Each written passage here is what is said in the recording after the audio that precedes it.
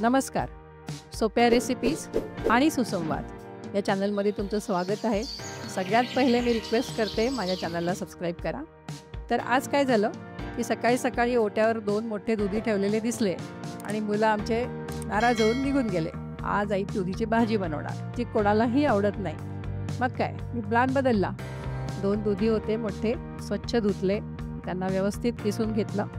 पटकन किसले जातात, दुधी किसायला काहीच वेळ लागत नाही. आणि मग साहित्य बघा, दूध आहे, मलई आहे, थोडंसं अर्धी वाटी तूप आहे, ड्रायफ्रूट्स आहेत आणि 2.5 वाट्या साखर घेतली आणि वेलची जायफळची पावडर.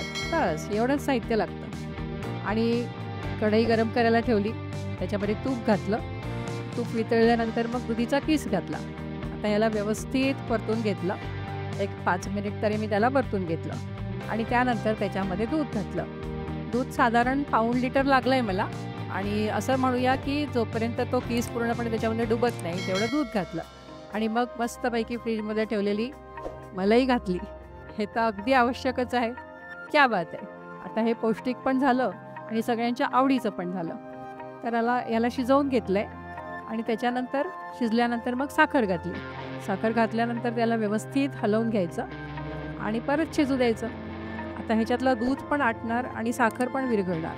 थोडंसं त्याचा व्हॉल्यूम कमी होणार. बघा कमी झालेला दिसतोय व्हॉल्यूम.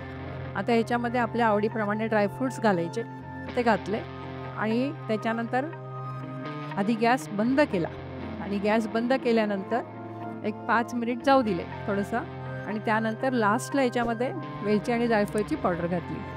आता याचा जो सुवास आहे ना तो जास्त चांगला राहतो आणि काढून घेतला आहे मोठ्या बाउलमध्ये.